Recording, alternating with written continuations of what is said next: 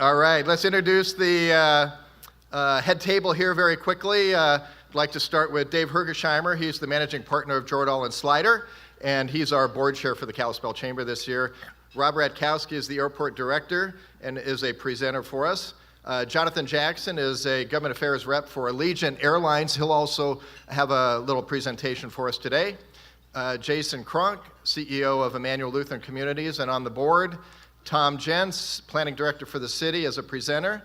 Tom Ray is the resource manager, team leader for Weyerhaeuser, and will be our vice chairman of the board next year.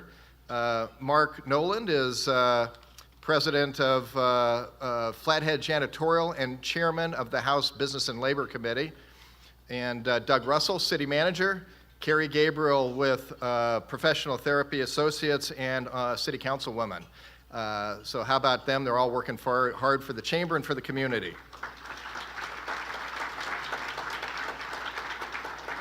It's now my pleasure to introduce to you our sponsor for today, Blackfoot Communications, and its CEO, Jason Williams.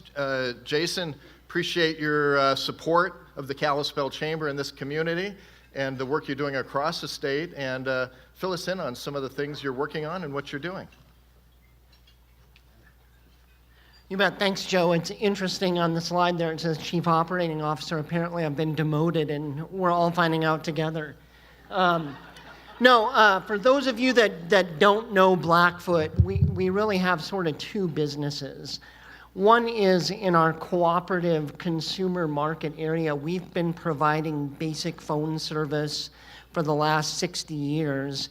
And now we've been providing basic internet and Wi-Fi service for the last 20 or so years in a lot of rural towns in western Montana. Places like Thompson Falls, Noxon, Seeley Lake, and then east of Missoula over on Peaburg, Drummond, and then all through up the Blackfoot River Valley. And that's our namesake. We're named after the Blackfoot River because the folks that founded the company 60 years ago, that's where they were from.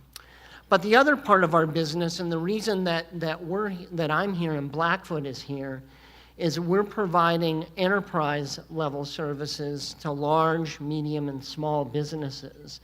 And we're providing not only basic voice services, but advanced voice services, advanced broadband connectivity, wide area connectivity, data services, a whole suite of advanced telecommunications products.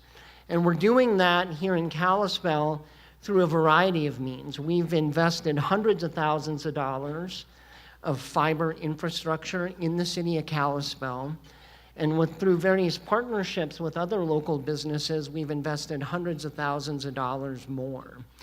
We're also doing it through a very robust fixed wireless network that we're able to deliver more and more services, faster broadband speeds, more reliable speeds to all of the businesses here in Kalispell. And even though I'm based in Missoula and we're headquartered in Missoula, we do about $1 million a year of business up here. And by up here, I mean Whitefish, Kalispell, Columbia Falls, and Big Fork. And we've got, I think, 6 employees that live up here now. So we're here. We're part of the fabric of the community, and we're going to be doing more in the coming years to become even more part of the greater Kalispell area. And what makes Blackfoot a little bit different than other providers that may provide the same types of services or purport to provide the same types of services is the ultimate parent company of Blackfoot is and continues to remain a cooperative. So as a cooperative, we're not necessarily in it just to make money. Obviously, we want to have a strong balance sheet and grow the business, but because of our longevity and our cooperative roots, we're here for the long term, and we're committed to the communities we serve, and we're always looking for ways to invest more and more in the communities we serve. So I'm really pleased that today Blackfoot has the opportunity to sponsor a luncheon where we have a couple of issues that I think are paramount to Kalispell's long-term success. One is having a robust modern airport with affordable airfare to bring not only tourists in, but also to enable companies like ours and yours to do business. And the other component I'm really looking forward to is to hearing about Kalispell's trail system. You know, on TV and in politics, we hear so much about infrastructure, things like water lines, sewer lines, roads, bridges, and all of those things are really important. But I would argue that a robust trail and park system is equally important to sort of the long-term sustainability of our communities. If we're going to attract people, if we're going to grow, if we're going to get people to come to Montana and live, we got to provide them with the amenities to make our cities livable. So check Blackfoot out if you're unfamiliar with us. We do have some salespeople milling around, or you can talk to me. But I really look forward to the presentation, and we're delighted to be here with you today. So thanks. Thank you, Joe. Thank you, Jason. Yep. Thank you, Jason, and thanks to the great support and investment of Blackfoot here in Northwest Montana. Hey, we're in the run-up to our big banquet and auction. It's on Friday, November 16 this year.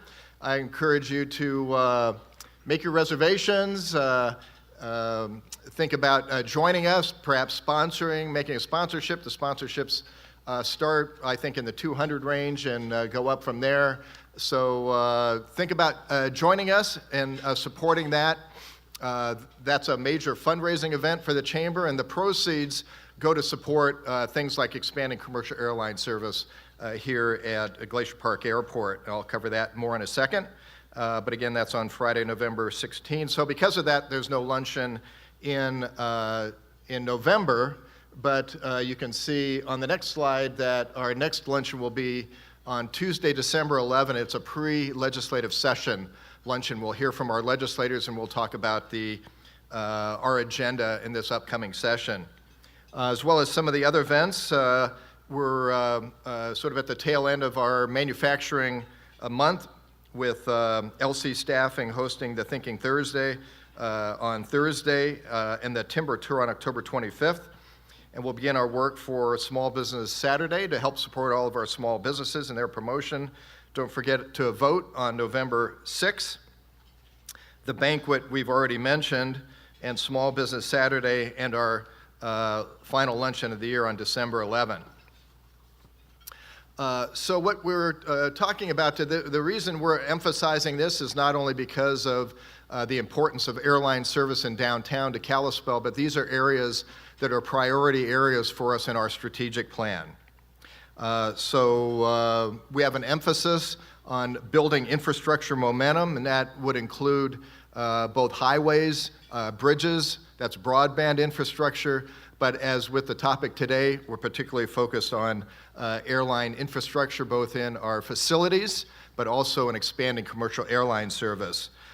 So initiatives we're involved in with that are we've got two of our staff are on the board for Aero, the group that's organized to help support expansion of commercial airline service through minimum revenue guarantees and small community air service grants. Through your support and the funds that you've helped raise through our luncheons and also our international trip programs, those have been the funding sources. We're, out of the 50-plus investors, we're in the top 2 for that. We're actually number 2, or I would have said number 1. Number 1 is Whitefish Mountain Resort. So with your great support, we've helped expand commercial airline service in the Valley. We're also engaged on an advocacy agenda, and that involves supporting FAA. It was one of the top topics we had when the group of 14 were back in D.C., September 4, 5, and 6 with our group of 14. That was at the top of our agenda, along with securing bypass funds in this round. And in addition to that, we worked in the last session with the Montana Airport Managers Association on seeking to create a state version of a small community air service grant. Didn't go this round, but maybe in a future session there, Mr. Chairman. Okay. And with that, and why do we...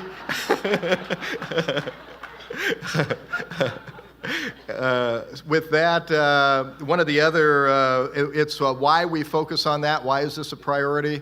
And the reason why it's a priority is because groups arriving by air spend over $1,000 more in Northwest Montana than the average travel group to Montana. They spend more because they stay longer, and they spend on average more per day, so as much as 1,000 more on average per group arriving by air. So that's a priority. It's also a priority not only of our tourism sector, but manufacturing and other sectors as well, because we need to get access to markets, and we need to bring those vendors in to replace all that expensive manufacturing equipment, since we're right in the middle of manufacturing month. And so we're fortunate to have not only Rob to present today on preliminary plans for terminal expansion, but we have Jonathan Jackson from Allegiant, one of our airline reps.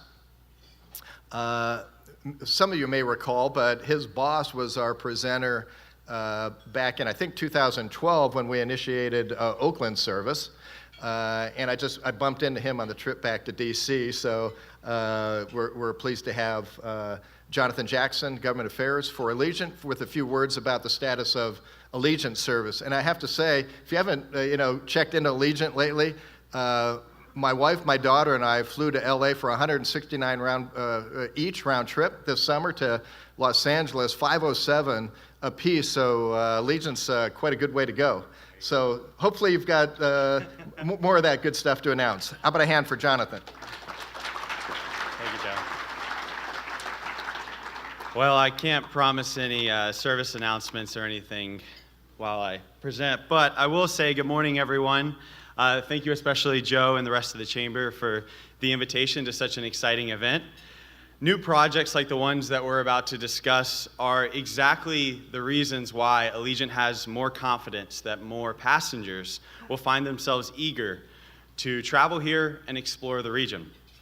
As mentioned, I'm Jonathan Jackson. I work in government and community affairs. Don't ask me what that means. I'm still figuring it out. But I would first like to start off by asking, how many of you here have ever flown Allegiant? Oh my goodness. That's a pretty strong showing. And now, Joe, how many of those did you plant in the audience before asking me to come and present? But since beginning air service here in 2010, we have proudly flown over 360,000 Allegiant passengers through the Kalispell region. We believe passengers choose us for two reasons.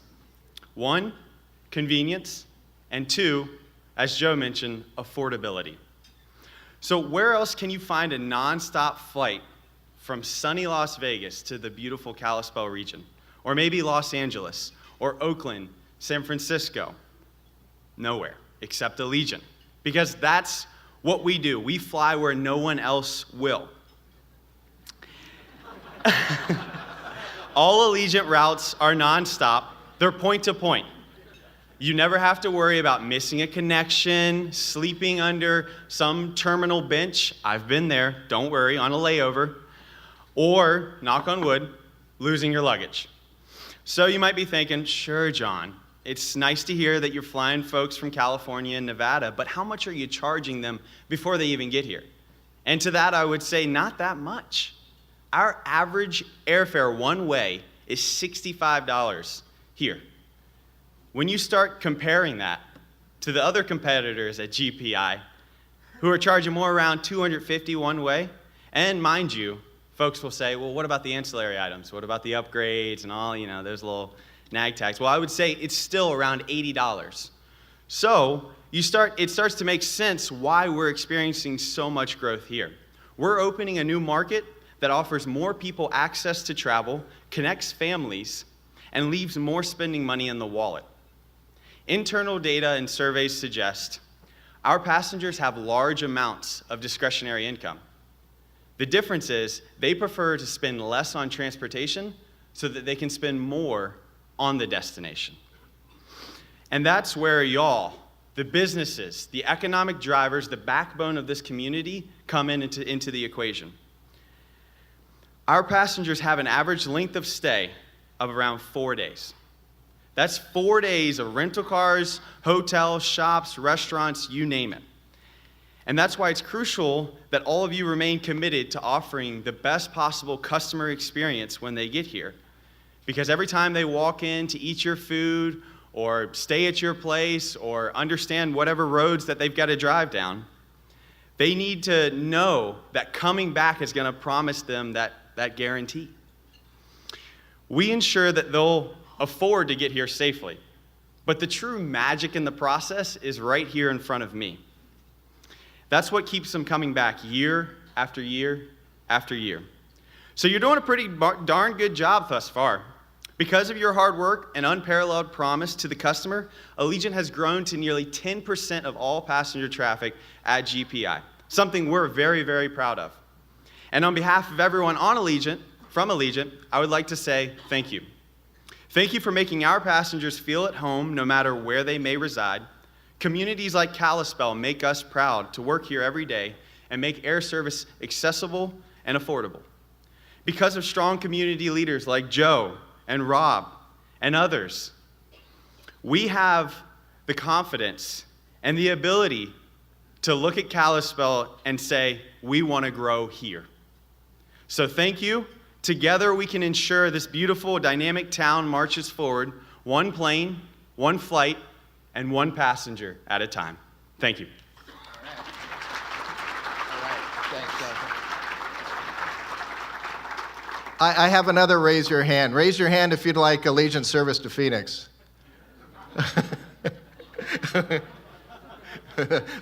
Yeah, let Keith know about that. Yeah, all right. Okay. Okay, and with that, thank you, Jonathan, for that. Appreciate it.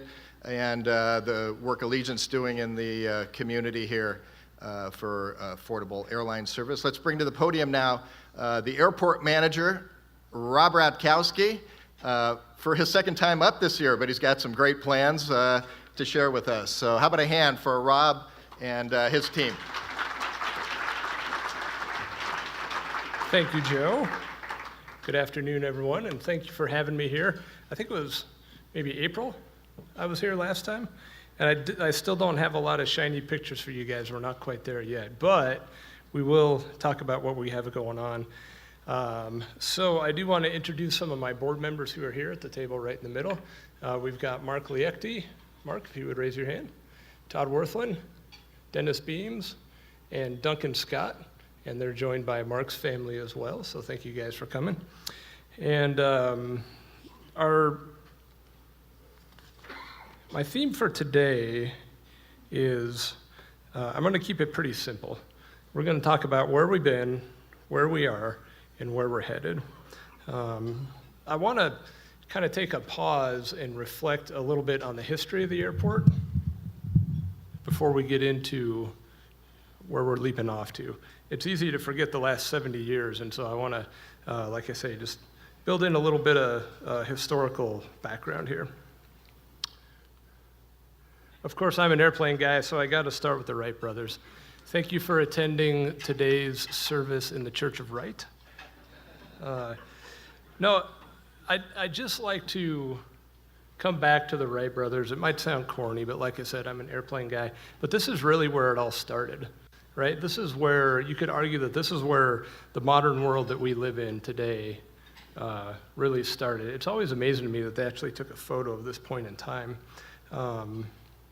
Right, so on a windy sand dune on the Outer Banks of North Carolina, America's favorite bicycle mechanics basically built the world that we are in today. And I'll let you read that. I'm not a slide reader. You know, in addition to this quote, Bill Gates has said that the Wright brothers created the single greatest cultural force since the history of writing, right? It was the first World Wide Web connecting communities together, because when you think about how we did it before, it was wagon trains and locomotives and things like that. And so we really can't overstate the importance of air travel to the entire world, really. I mean, do you think that Orville and Wilbur ever would have imagined this, right? This is one of our United Airbuses that was serving GPI this spring. So United's made a huge capacity move in our market. They're actually, over the summertime, they were our dominant carrier for the first time in history. So they kind of unseated Delta. So United's a really important partner here. Okay, so back on a more local level, let's talk about our airport. This is where we started. right? Preliminary planning for Glacier Park International Airport started in 1942.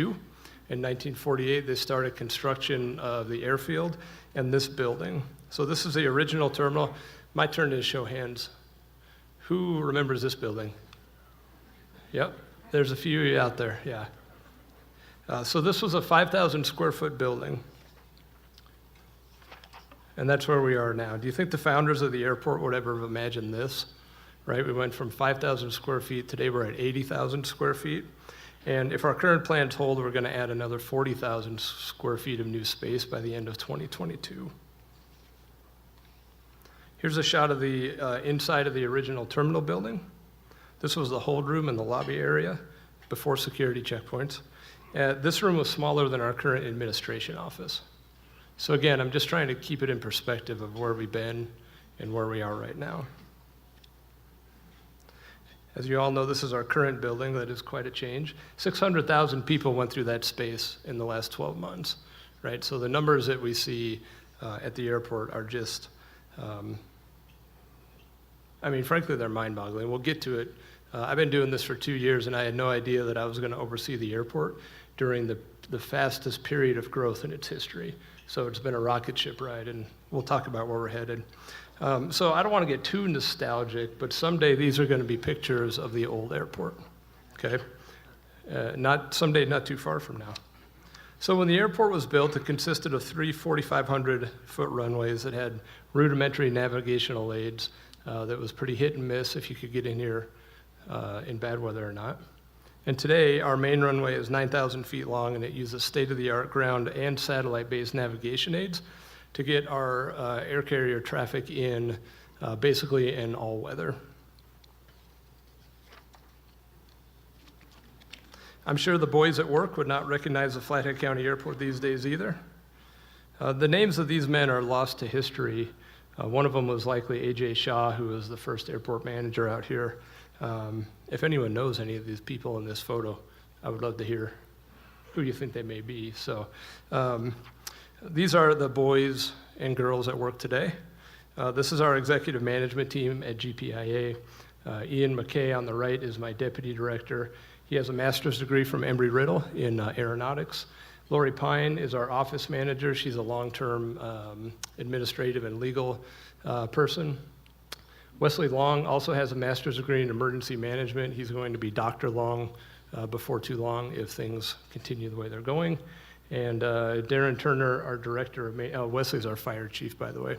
And Darren Turner, our director of maintenance.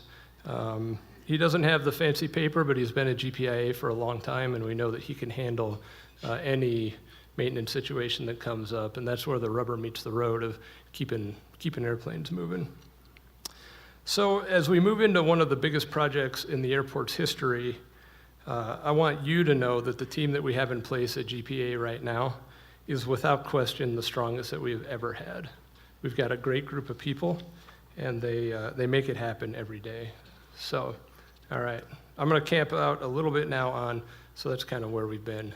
Now we're gonna talk about where we are, kind of the current status of the airport. Like I said, the airport was constructed by Flathead County in 1948. In 1975,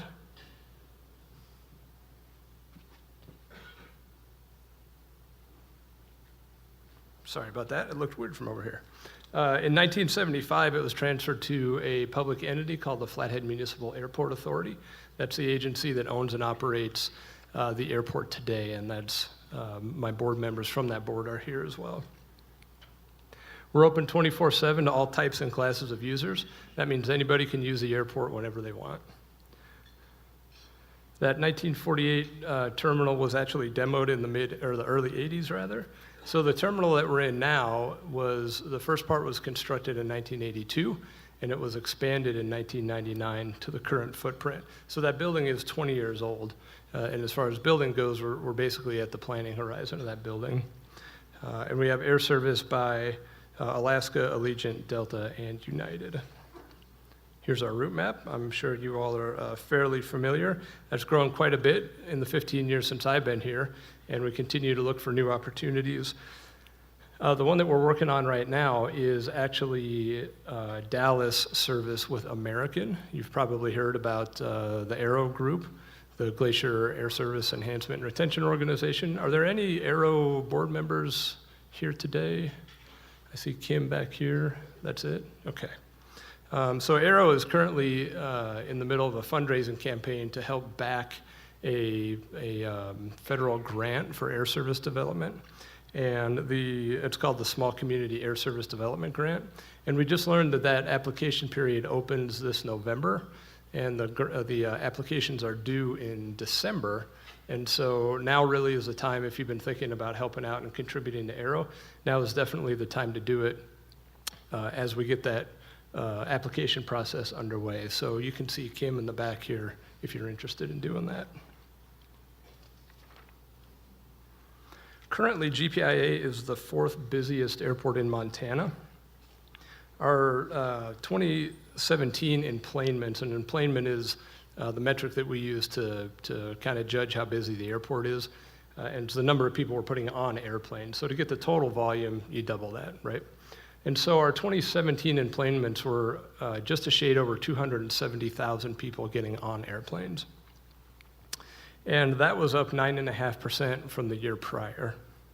And year to date so far, we are actually up 14% from that number. So like I said, we are definitely on a rocket ship ride here. And on a percentage basis, we're the fastest growing airport in the state.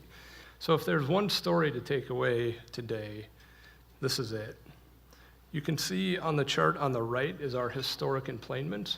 It starts in 1998 with 133,000. Okay. In 2017, we put on 270,000 plus people, and I'm very comfortable saying that for 2018, we're going to break 300,000 passengers, which is incredible. We've had we've grown 50% just in the last 5 years, and our traffic is continuing to increase at an increasing rate. It took 47 years to get to 100,000 passengers. It took 19 years to add the second 100,000, and we're going to put the third 100,000 on only 5 years after that. So you see that we're growing exponentially. So that can be a challenge from a building and a facility perspective, but I'm happy to report to you that even at these high levels, our building is performing well, our people are handling the load, so we've really seen no points of failure even with these huge traffic volumes. A few other things to point out here. The chart on the left there is our year-over-year growth by month. And you can see that our monthly increases over 2017 have been anywhere from 11 to 24% in a month. So when our numbers started coming out for this year, I wondered, we had a great ski season. We heard we were the best snow in the Rockies. And so I wondered, okay, so we're starting out strong because we've got great snow, right? And I said, let's see what happens in April when the mountain closes. And what happened in April was a 15% increase, followed by a 24% increase in May. So there is more going on here than just a good snow season. We're seeing double-digit increases across all of our months, shoulder seasons, peak seasons. The other thing I thought was maybe when we get the peak, we can only grow so much when we're already on peak. No, we're still seeing 10% growth even on our peaks. So I'm happy to report the money is back and people are traveling. So obviously this is growth that we need to stay ahead of. So how are we going to do that? About a year ago, we initiated what's called the master plan update process.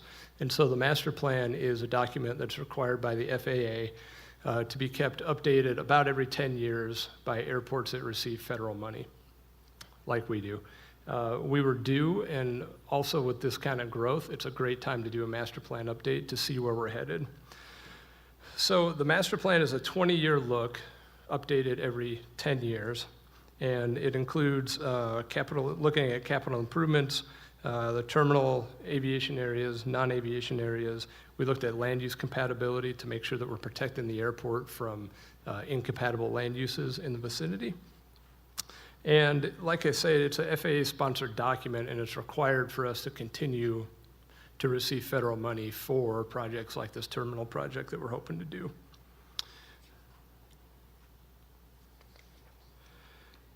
So where are we at in that process? We started, it's been a little over a year.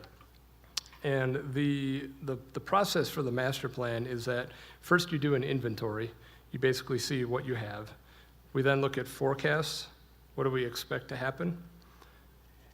We then look at our facilities to see if the facilities can keep up with what we're forecasting. If not, which is where we landed, we then do an alternative analysis, which looks at all different alternatives to fill the gap between those two.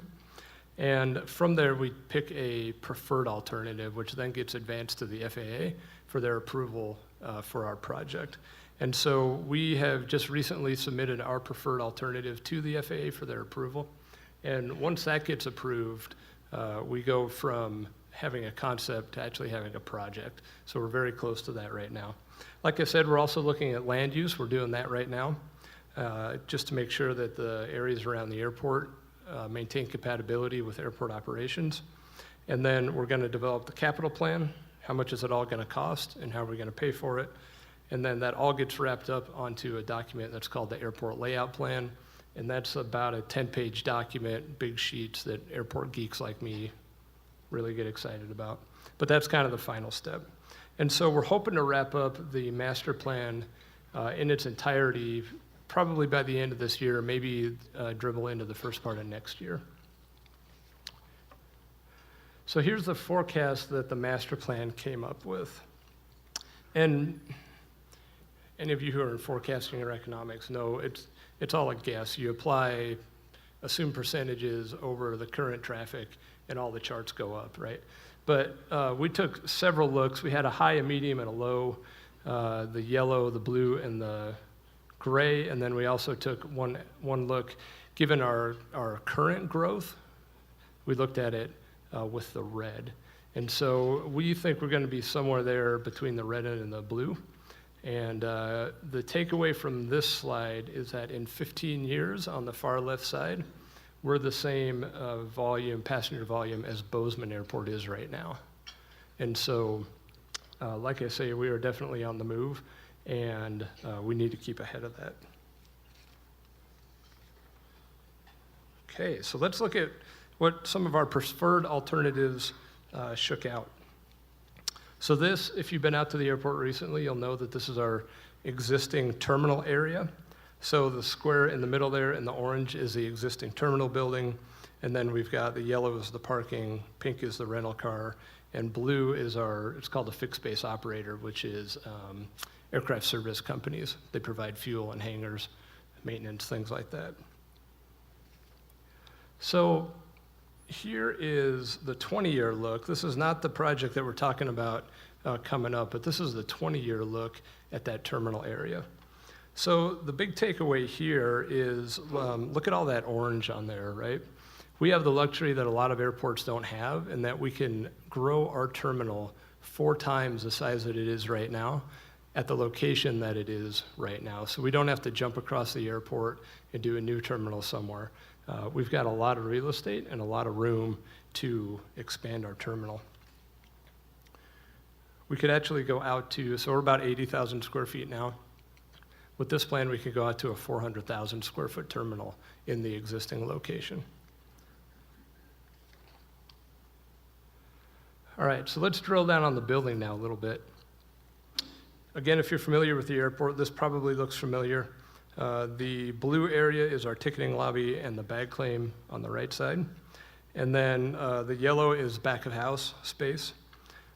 The pink is a security checkpoint, and the green is the downstairs hold room. That's at Gate 1 area, if you're familiar with that. So the plan identified that we basically need a little more of everything.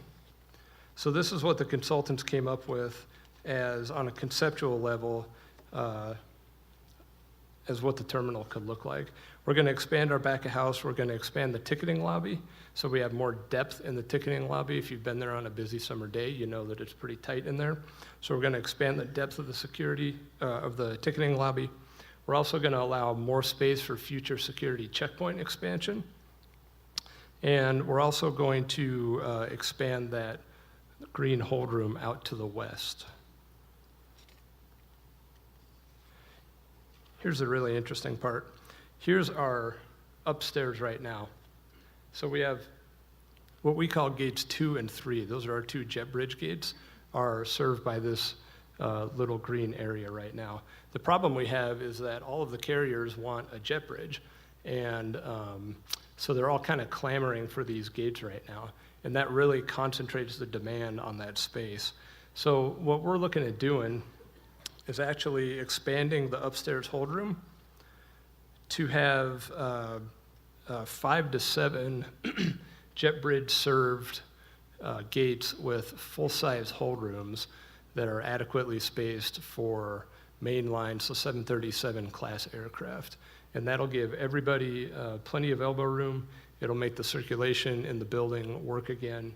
And basically the only limitation on this building, rather than fighting for those couple of jet bridges, everyone's gonna have a jet bridge, and the only limitation is gonna be how fast they can turn an airplane on that bridge. And so without doing just a gross square footage expansion, we can kind of adjust the footprint of the building and the location we're at now and really optimize the use and the flow of the building and try to keep the project cost as reasonable if we can. So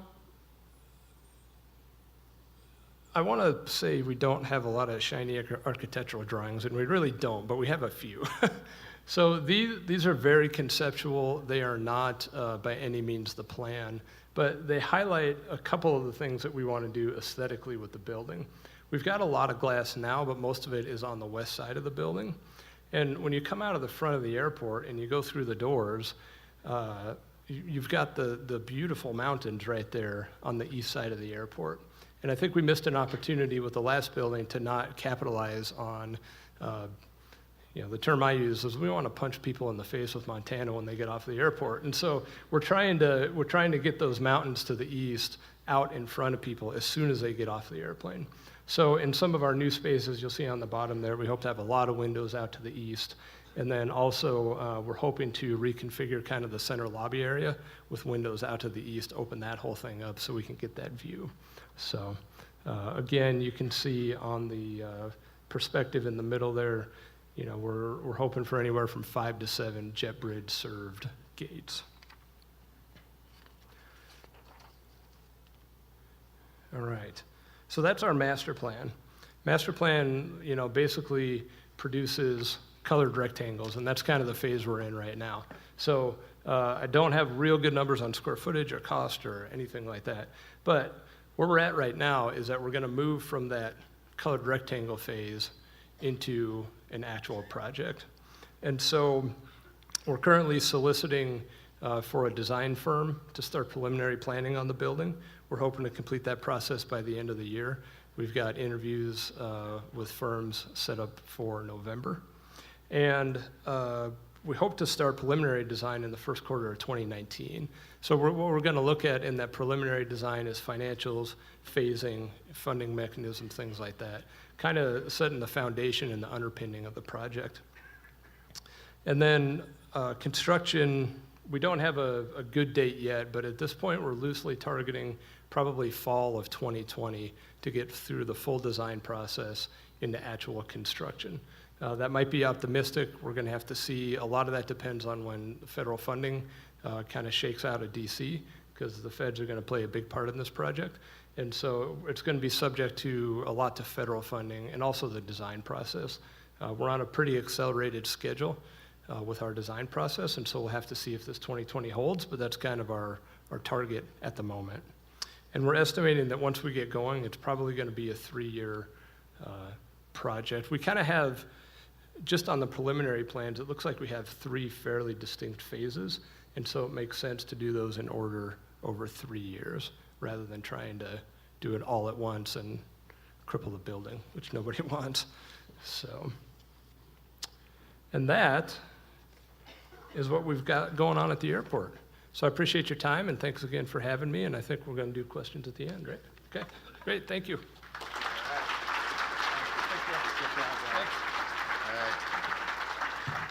How about that? Isn't that impressive, just the performance of this community? But Rob, congratulations to you and your leadership team for taking this on. Great work. Let's welcome to the podium now Tom Jentz, planner for the city of Kalispell, with much anticipated plans for the preliminary design for the downtown trail. So how about a hand for Tom to update us on what's going on there? Is that advance it? Yeah. Which one? That way? That's advance So it? that green arrow Okay. advance it. And you know what? I may walk around down there. Okay. Thanks, Joe. And Rob, that was great. And I said planes are exciting, but I will tell you, trails are where it's at. Isn't it great to live in the Flathead? If I can take this off, I'd like to walk around because I've got some slides that are a little bit more complicated than Rob's, and I'd like to point out what's going on. My job today is really to bring you up to date with what's happening. To do that, I need to go back just a little bit about what's happened over the period of this year. And I think one of the things I want to point out is 10 years ago, how many of you out here were thinking about really having a rail industrial park in Kalispell? How many of you on the street were talking about building a trail right through the center of our town? I mean, it just didn't exist. And today, I want to let you know it's becoming a reality. And I'd like to, you see this smiling face up here. It is not me. I'm sitting here looking at Doug Russell, our city manager. I've got the 3 Ks back there, Catherine, Krista, and Kim. Kim's with Faceta, and Catherine and Krista are with the city of Kalispell. Mark Roweeder is someplace. He is the engineer on this project. It's been a team effort to get us where we are today. So I can't see the screens from here. And I know you really didn't come to see my face. So if we could advance. And what I want to do is let you know that planes are exciting, but so are trains. This is a slide I use quite often. It is the Kalispell Depot. The trains used to come here. Next slide, and there's a couple slides. Next slide. 1892, the train came. And I love the quote on here. I've showed it many times. Beer and whiskey were as free as fresh air. And that evening, there were many men that were partly sober. It was an exciting time. But what happened? The very next slide, 1904. A mark that will forever live in Kalispell. Whitefish stole our railroad. They literally took it, moved the main line up north. We became a backwater sideline, and that began the beginning of the end of the rail service in Kalispell. Not only did they steal our railroad, but they stole our silver spike. And that is the actual silver spike. We know exactly where it is. It's in a safety deposit box in Whitefish, and we know where it is. I'm just going to leave it at that. So next slide. So if you were out there last week, Rail Park grand opening. In fact, if you were here early and saw the overheads, that was drone footage of the Rail Park over this last month. So things are happening. I will tell you that if we never do anything else, just building that rail park is, oh my gosh, have we come so far in this community? Next slide. So these are just a couple pictures of what happened last week on this project, because this isn't a related project. You have to do a rail park to relocate CHS and Northwest Drywall out of Kalispell so you can pick the tracks up and build a trail. It's related. So there's Jerry Merkatz. This is a drone shot of just last Monday. We had, I think the paper said 135. I counted 220 people out here to witness this event. That is the rail park right there in living color. You can store a half a unit train right along this area here. So next slide, another shot. And I want you to pay attention to that train engine. I have eyes on that. But this is where we were last week. Next picture. And I am so thankful that we are not building railroads this way. Fun fact, it took as long to build the Rail Park Rail, about a year, as it did to go across Montana, about a year. So think about that. Technology is a great thing. So, here we are. So what I want to do is step back. So with the advent of the rail park being completed, it's open for business. We started this June in Ernest was there.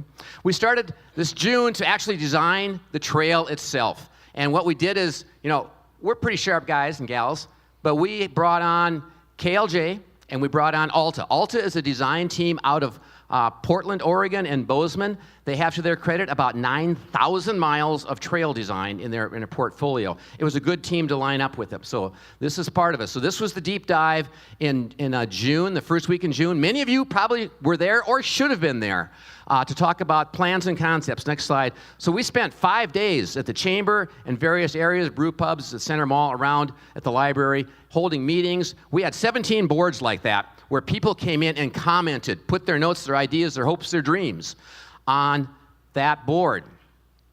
We talked to 600 people that week. We took their comments in. Next slide.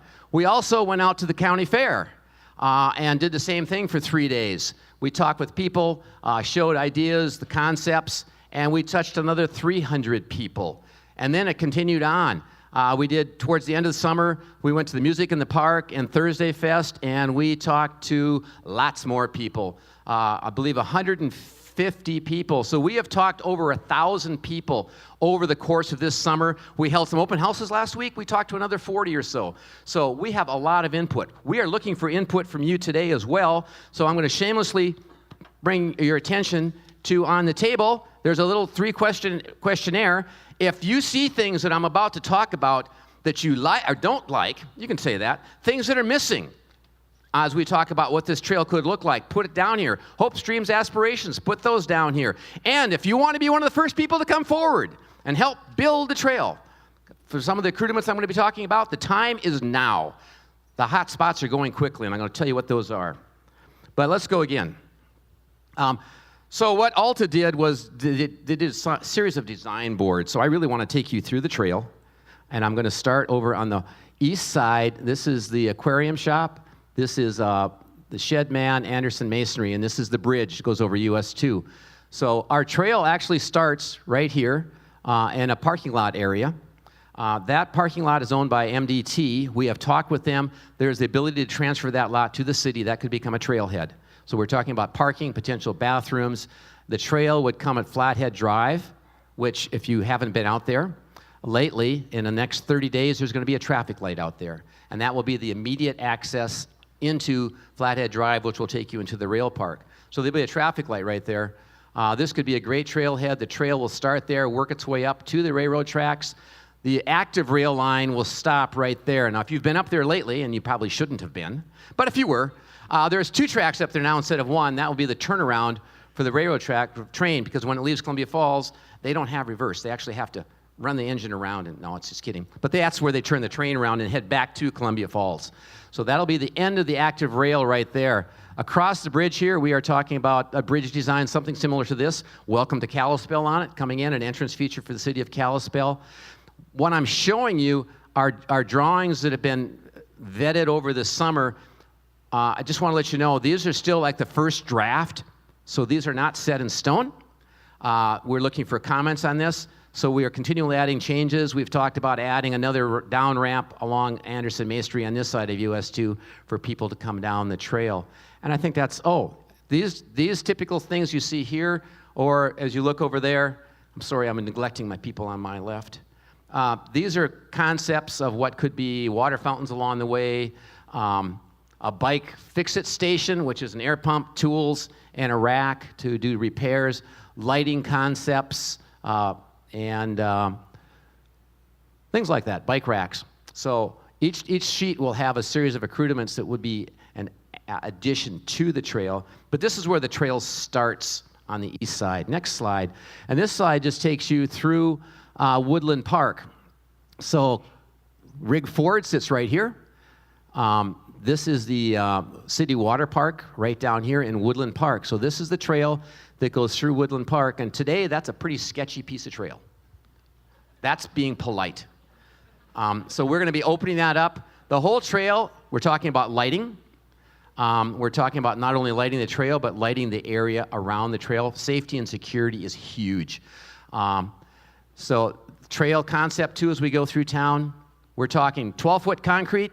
Some places we're going to be talking 16 feet. We're talking concrete for durability, maintenance, and just being there. Sidewalks last a long time. Asphalt paths, great, economical, not so good on maintenance.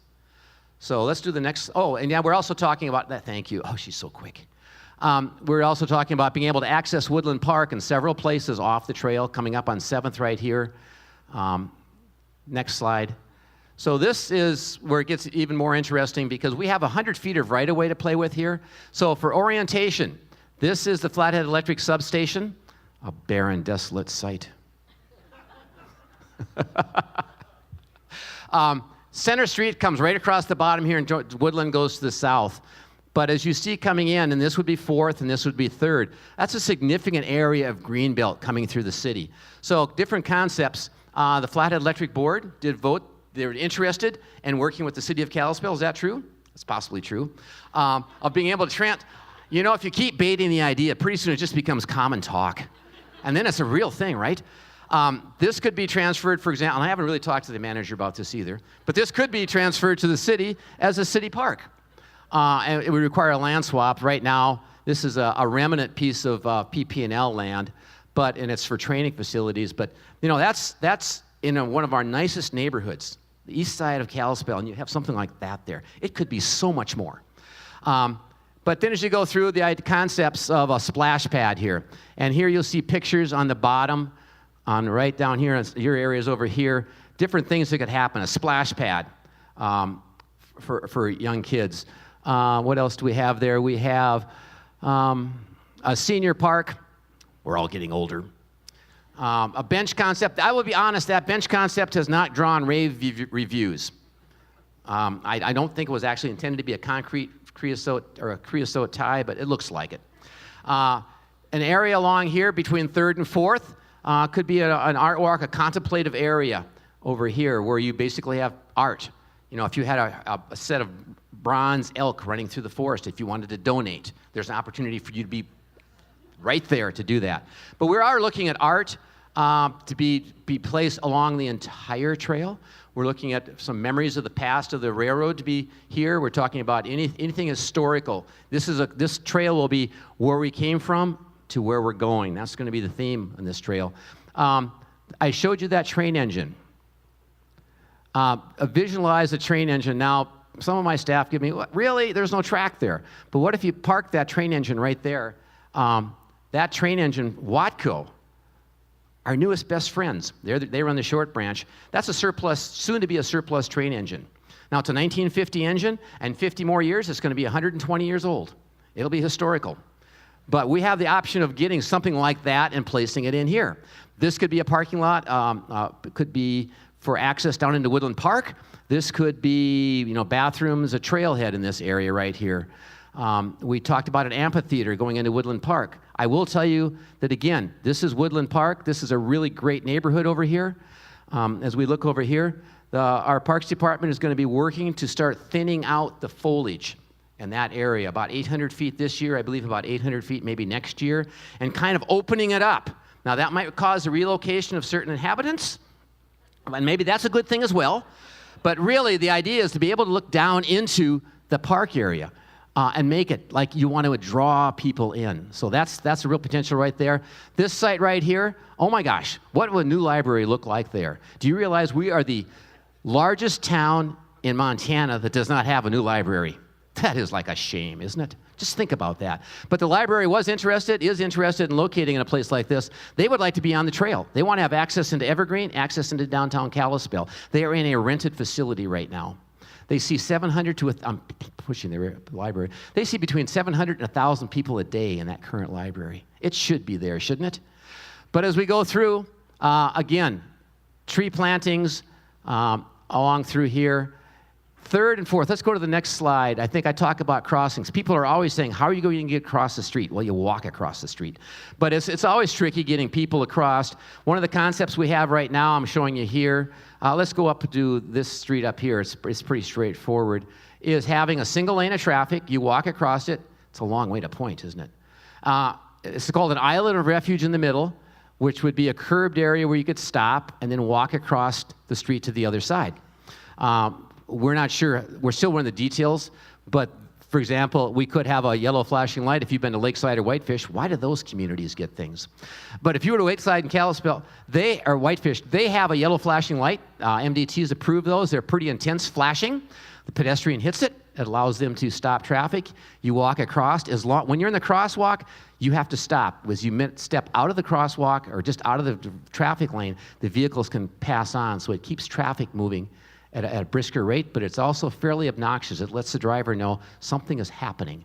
This lower bottom left picture shows, maybe we could even pay homage to the railroad by having the old railroad crossing signs over the top to let people know you are coming across what used to be a train track and now is a pedestrian access. So we're looking at that. These are tough things to deal with, but we're going to come up with some great ideas. Each one of those crossings we have to work with not only the city, but also Montana Department of Transportation. So it will be a thoroughly vetted design. Next slide. And as we come through, Super One Foods is right here. We shrink down to about 25 feet of trail through here. So we're talking about a trail system with probably trees on both sides coming past Super One. Glacier Bank sits right here. Brannigan's is right in this area here. And we come into the Depot Park Chamber area, which, as you know, is an entire city park. This puts fear in Joe's heart when we start taking over the park.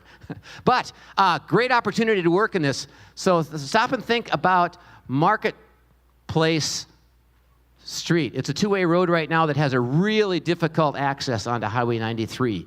Now, the current planning director is not a fan of one-ways, but what if we turned that road into a one-way going towards Super One, because people always like you to go towards your business, and turn this into a larger parking area, a deeper parking area, maybe for RVs, for campers in the summertime. We have a lot of people coming here, no place to park. What if in the Saturdays it became the farmers market area, and you start building a farmers market around this Super One Foods Depot Park area?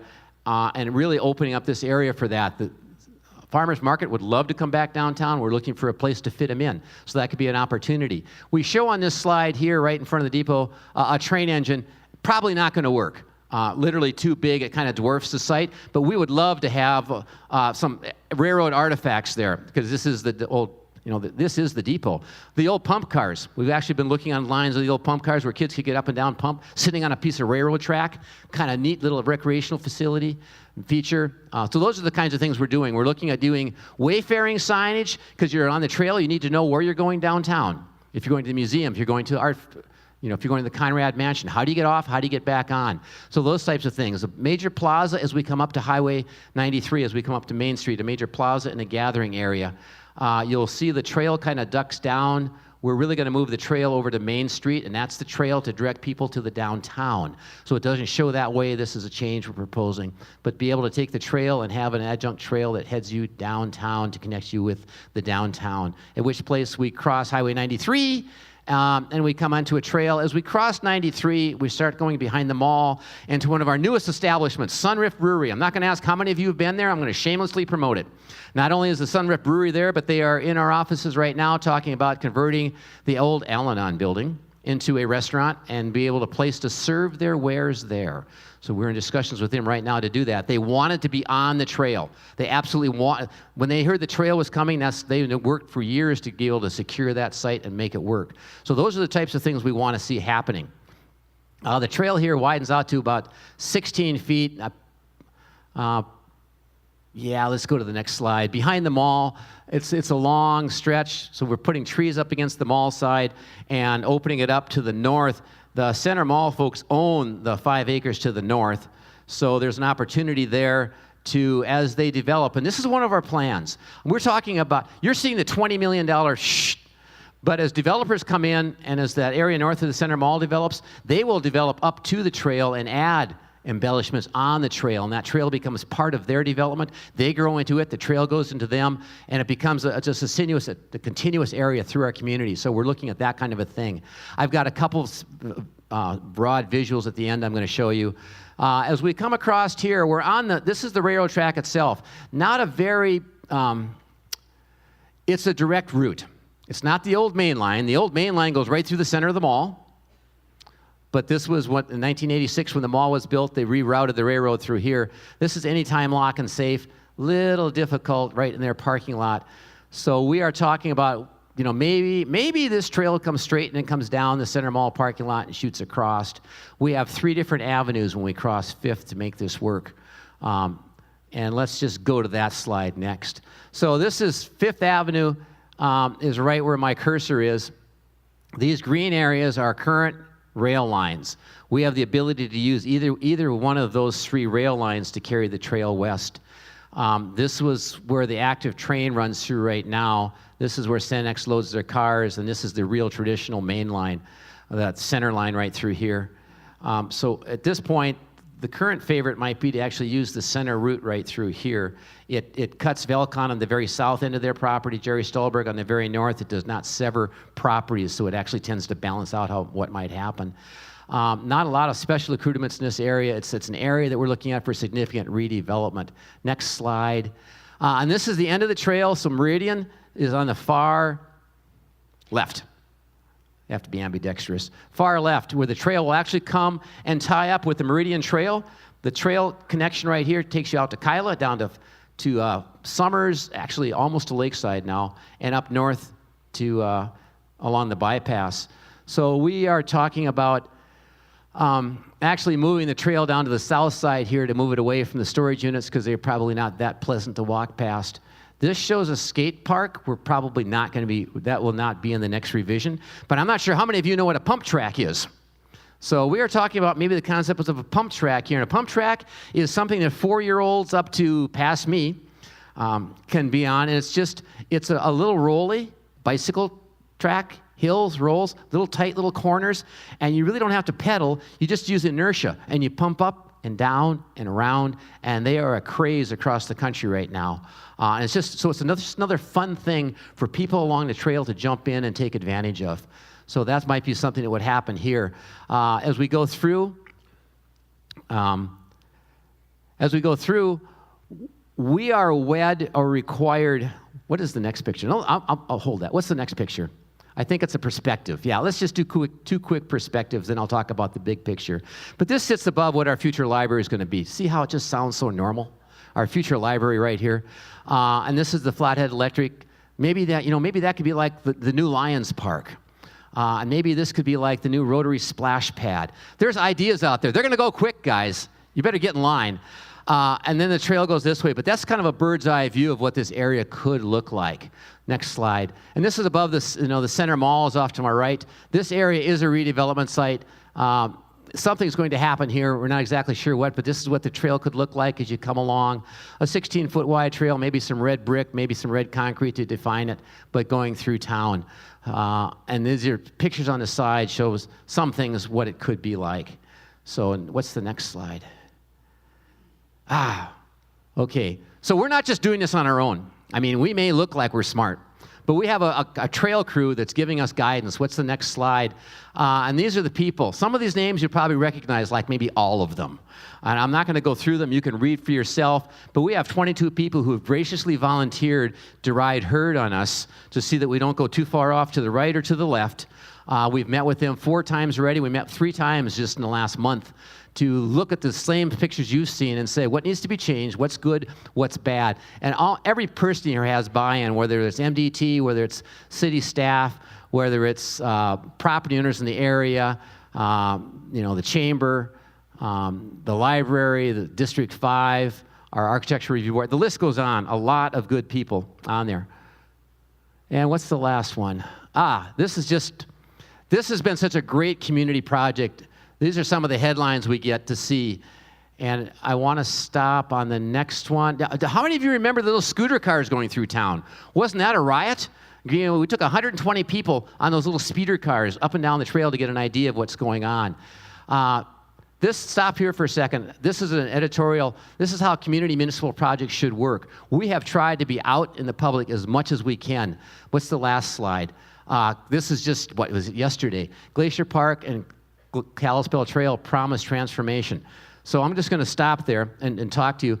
What we're doing is not just building a pretty trail. I mean, we will build a pretty trail, but this is all about transforming Kalispell. Our mayor says this is the best thing to happen. No, this is the biggest thing to happen to Kalispell in the last 100 years. So we are planning the next 100 years. We are actually not saying goodbye to the railroad. We're moving them to a place where they can be functional. Brand new rail park. We're building a trail system through Kalispell. And as we talked about trails, those types of amenities add life. Not necessarily just for the traveling public, for the people who live here, people who will be living here in the future. So those are the things we're looking at. How do we transform it? Along that trail, there are about 40 acres of vacant land that needs to be developed or redeveloped. This is one of the impetuses that we see behind that. Now, we've given you a quick overview. I'm going to give you timing, and then I'm done. I'm way done. Oh, my gosh. Timing, we are going to take the comments we have over the next 3 months and come up with some final concept designs. We will then put together the menu. What can we afford? What can't we afford? And the trail crew will help us itemize the things that we can. We are required to build a trail. We would love to do more than that. We would love to get lighting, night lighting. We would love to get, let's see, what else we're going to be doing that trail. As many other accoutrements as we can. We're required to build a complete street connection from center up through the trail area, connecting that area. But then whatever else we can afford that's reasonable. The rest of this is going to be built by this community. Developers who are building along the trail, service groups who want to be involved, benevolent individuals. I know there's just a group in this room who would just like to jump up right now, but I'm going to hold back. Don't forget to sign your sheets here, or fill out your sheets. And is there anything else I should say? No. Not when Joe stands up. It's all over. All right, how about a hand for Tom? We have about 5 minutes left. Tom, would you be willing to take a couple questions? And Rob and Jonathan, maybe there'll even be a question for you on Allegiant. So, yes. With you coming in with a program like you're talking about, have you looked at what it's going to take to manage the facility once it's built? Are you referring to the trail? Okay. Tom, question was about how to manage it all and administer it.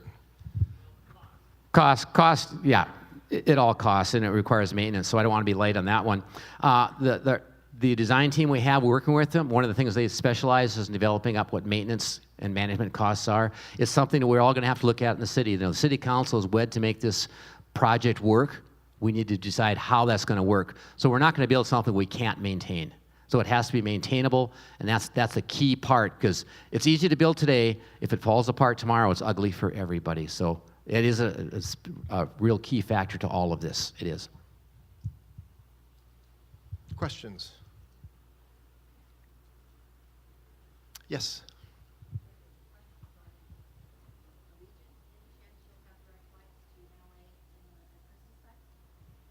The question was about Allegiant flights during the holiday season. Yes. LA. So the seasonal routes, our revenue and planning team constantly monitors whether or not there's enough traffic to sustain that. But obviously you, the community members, know your market best. If you do have suggestions, I've given all of my contact information to Joe. And in the future, if you think that there's a specific route that would perform well, please send it to us. I'm happy to sit down with planning and really express all of your concerns or your support for it. But at this time, I couldn't give you a definitive answer on that. Okay. What else? Yes, Deborah. My question for Allegiant as well. Oh.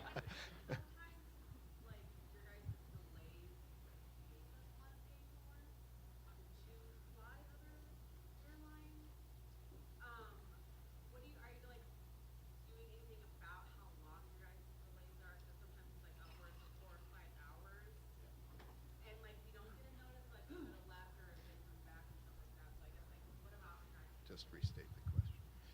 Yeah, just to restate the question. So she's asking about delays and whether or not moving forward we're going to have better communication with our passengers. And so 2 parts. I will say all airlines have delays.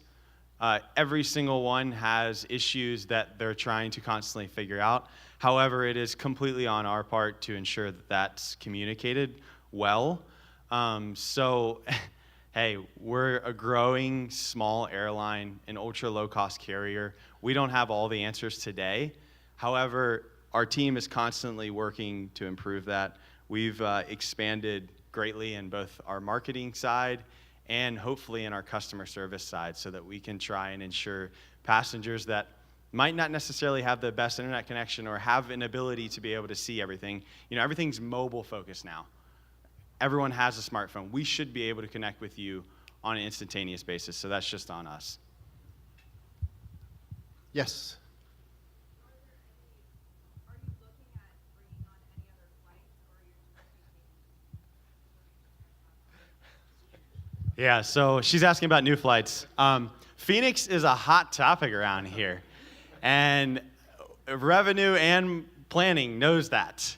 So I would say talk to your local officials, and if we do want to work out maybe a test trial basis, maybe, I can't say that it's going to happen, but hey, 2 years from now, maybe I'll come back and y'all be, inviting me with open eyes. We'll see. Do we have any non-Allegiant questions? Yes. for the airport?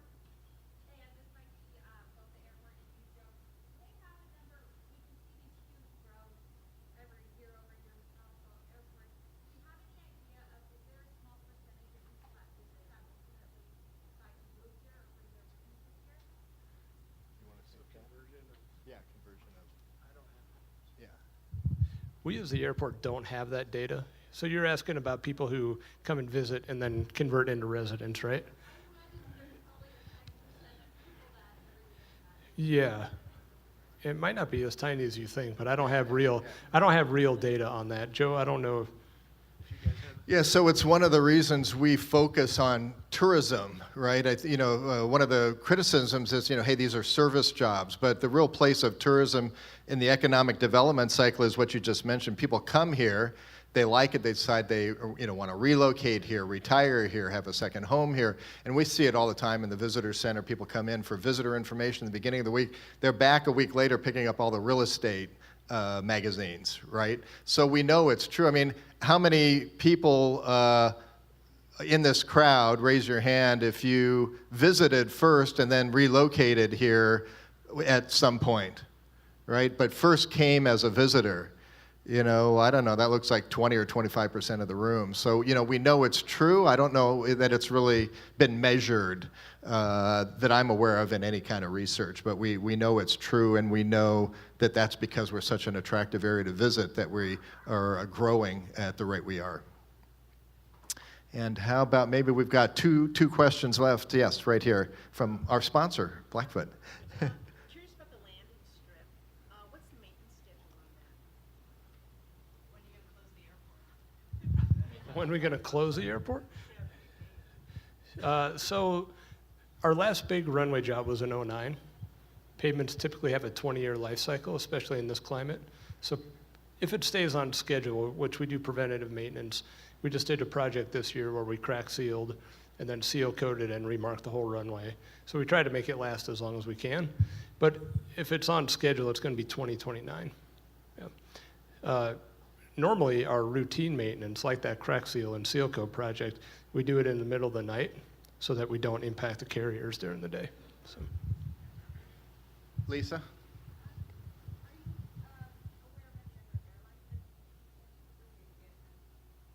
Airlines coming in. Yeah, any other new carriers? We're working with American right now. That one is pretty out in the open. Other than that, we don't really have anything out with new carriers. Air service development is very much an incremental program. You get a carrier in and then you incrementally grow their service. Maybe you start with sub-daily service on small airplanes, then it goes to daily on small airplanes, then it goes to daily on bigger airplanes, and so it's very much of a long-term development kind of process. So we're hoping to start that with American in the next maybe year or two. So. Let's make that the last question right there. There was discussion about extending Woodland over to 7th Avenue East. Is that still possible? Woodland extending to Whitefish Stage. And the answer is no. We did a pretty thorough open house public relations program in June, July. It ranked very high because we were required to extend a street. one or more streets across the old railroad tracks to open up for access. That was one of the highest ranking routes that the general community ranked. We knew it was probably problematic. I think it's Joe's neighborhood. I'm pretty perceptive. Anyway, it came back about a 98%, no, let's not go there. We did not want to take such a positive program and turn it into, our first Civil War, so we pretty much put that one to rest. It will be a pedestrian trail we'll go through there, though. How about a hand for our speakers today? Didn't they do a great job? Really informative. Tom, Jonathan, Rob, thanks for a very informative program. You can see by the size of the audience how much interest there is in the information you've got to deliver today. So how about one more hand for these guys, and everybody have a great afternoon.